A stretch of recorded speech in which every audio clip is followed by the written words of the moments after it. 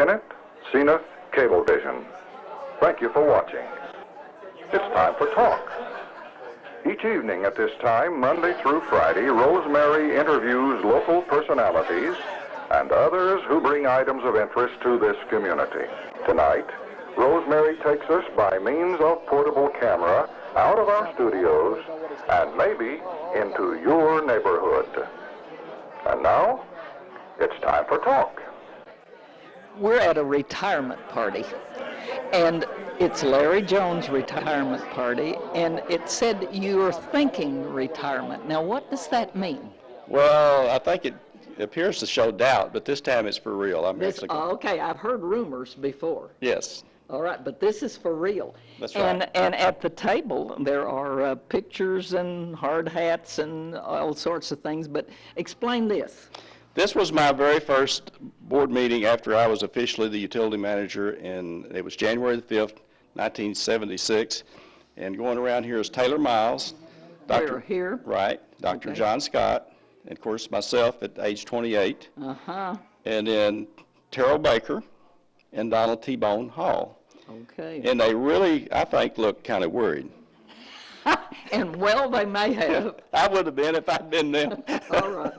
Well, and did you know what you were getting into at that point? Well, I had been here 2 years, so I had a rough idea, a pretty good idea of what I was getting into. And it was lots of responsibility, and I was at a very young age, and I really felt like that I really had to do well because it was a test. And we want to talk to you about some of those things that have transpired through the years that have really been a challenge to you. Now, I know you can't talk to us here today. You've got people coming in, and that you have to stroll yourself around. Okay. But we do want.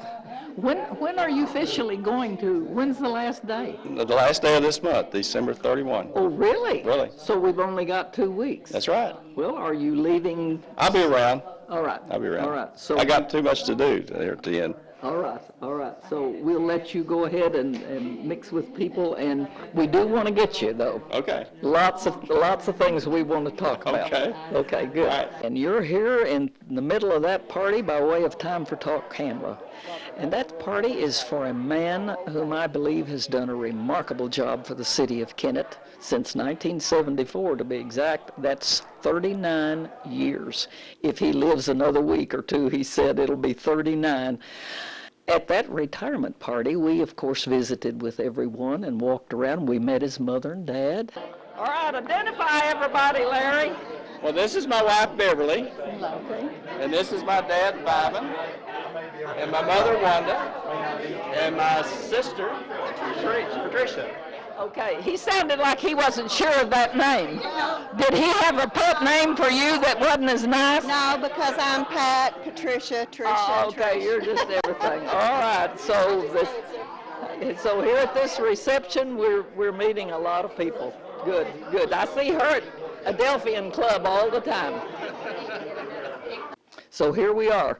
The mob has departed a couple of days ago or 3 days ago, and we're here with the superintendent of utilities himself for just a few more weeks. Does retirement scare you? It has an uneasy feeling. I've heard others say that. It kind of feels like, it's not really going to happen sometimes. But Okay, and I think that I know that you're planning to move and fly planes like this one behind me. That's right. Actually, we're going to keep our home here for a couple of years, and we will be around quite a bit. All right. Now, I want you to reminisce tonight with us, and I know we talked with a gentleman who worked for the city back in the 40s. And were you born in the 40s? 47. Okay, all right. Well, we were talking about Dolph Riggs when it was just city, light, and water. And he talked about what a hard-fought battle that was to give that utility, the light utility, to the cities. Can you comment on that at all? Well, a little bit. I know that Ben Cash was the mayor, and Dolph Sr. was on the city council. And he instigated doing some of the work, or paying for some of the work that was supposed to have been against the law. And but he made it happen. They set some power poles, and then he went off into the war of World War II. And of course, the company would have looked terrible if they had arrested this soldier who had volunteered to fight for their country. Right. Okay, so you're next in the noose now. I'm hung. Okay, okay, all right. All right. Then they said, what are you going to do about this? I said, do you know what you're doing? I said, I sure do. We're going to build a light plant. I told you that already. They said, you know it's a felony what you've done? I said, so they tell me. So they tell me. They said, do you know the responsibilities of this? That you're maybe going to the penitentiary. I said, I know. I've already signed the thing. I made up my mind. My conscience is good. My mind is clear. I've done it. If you want to know it, you can tell them what you want to. I knew what I was doing. And one of the lawyers said, Mr. Sheriff, do your duty. And what did the sheriff do? And he said, do you want him arrested? He said, that's what we want him arrested. So they took me down to the... Who was the sheriff? Dewey Miles. Okay, all right. They took me down to the old county jail that they had there, and they made my picture. Weren't you a little worried? I was scared to death. I'm not a brave man. Okay. I was scared to death. Okay, all right. We've got a couple of minutes. Can you right, do this? Well, okay. We'll finish it up here real quick. So they made my picture, and they fingerprinted me, turned me loose on my own, recognizance, yeah. Yeah, recognizance. And so we went on about our business. That was the last of the work for that time, but the people said, our lawyer showed up about that time, and he said, go ahead and build it. So they went to work and started building the plant that day. I mean, putting the poles up that day, the distribution system. Okay, now then, was there trouble after that? Oh, yeah. They really meant business. I mean. So that's where it all started. That's where in 1941 they established the Board of Public Works and started the light department and put in a generator, actually put in 2 generators that are now so small they won't even pull the power plant itself. All right, and we also had some footage of new generators the city has bought. What year was that? That was in 2000 that we purchased them, and they were installed in 2001. These trucks, I suppose, are part of the unloading equipment. This is what's going to be generating your electricity. It's going to be keeping Kennett going for the next who knows how many years.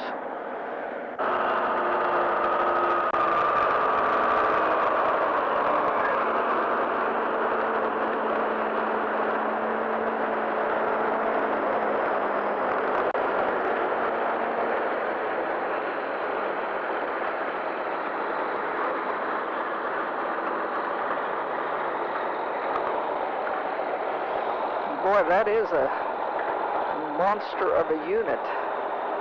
Perhaps Larry Jones will be there at City Light Gas and Water and talk with us about this. He's told us about its capacity once, but of course I haven't retained that, so perhaps he'll be there again to see this arrive and unloaded, and we can find out more. Tell me how they're going to do it. Well, I didn't think they'd ever get it off the truck, but they cheated. They've got a truck bed that lowers. Right, and that's what they're going to do is lower it, and it'll be setting on those beams, on those spools that we see there.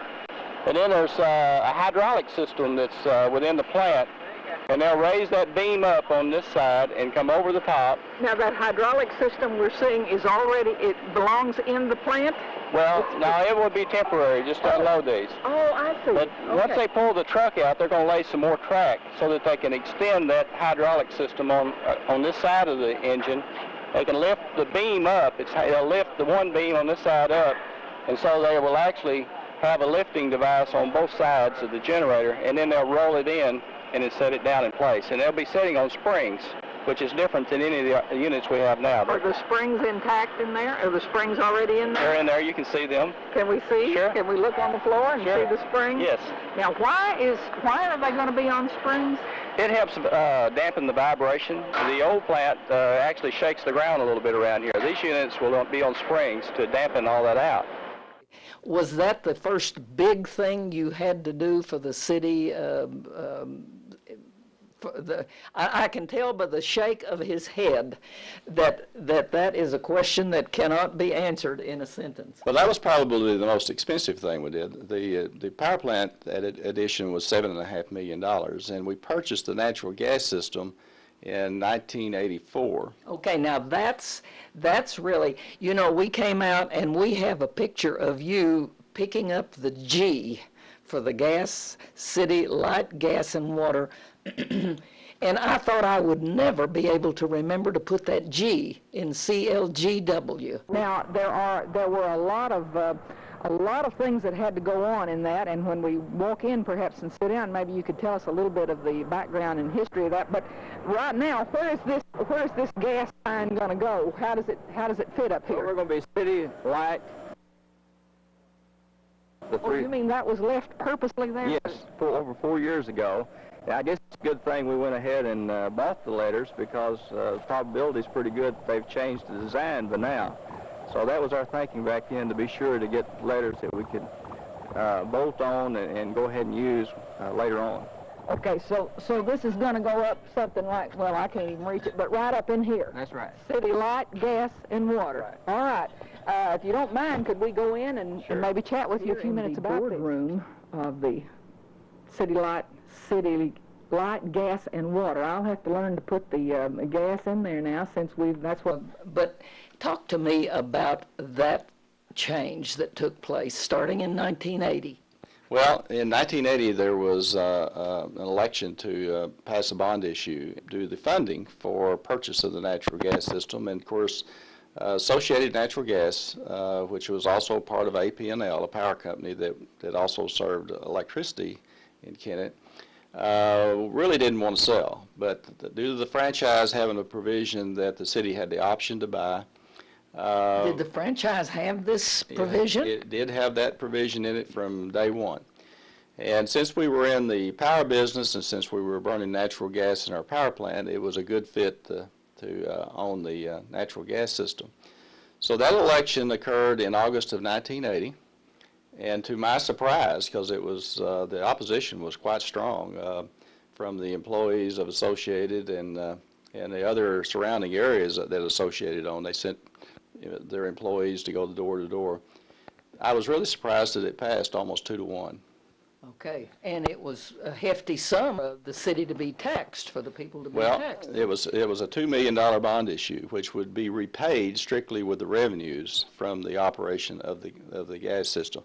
There was no tax money. I mean, we don't receive tax money at City Light and Water. A lot of people think that, but we don't. All right. Now, this passed in 1980, but it didn't become a reality until 84, right? That's right.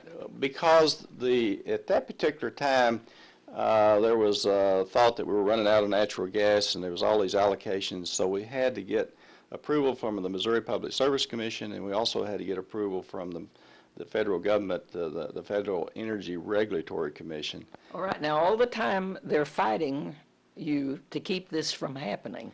Well, when the bond issue passed, really, I mean, it was pretty much a done deal, except that all of these things that had to be done for us to take over were moving very slowly. There was no big rush by anybody but us to get it done right away. Okay, so it took 4 years. It took 4 years. Could it have been done much shorter? Well, I think we pushed as hard as we could to get it done, and it actually took 4 years and 3 or 4 months to make it happen. All right. I know sometimes those fights can get really ugly. One time that there was a threat that I didn't take personally home, and there was if you remember, there was a talk show on radio back then called Grapevine, and I was to be on Grapevine, and I was told for that. Well, as you well know, I don't like to do public speaking, so I really didn't want to go anyway, but I just could not let the city down, and so I did go on that radio show, and fortunately nothing happened. But okay, but it worried you to death, didn't it? It did have an impact of concern, yes. Okay, were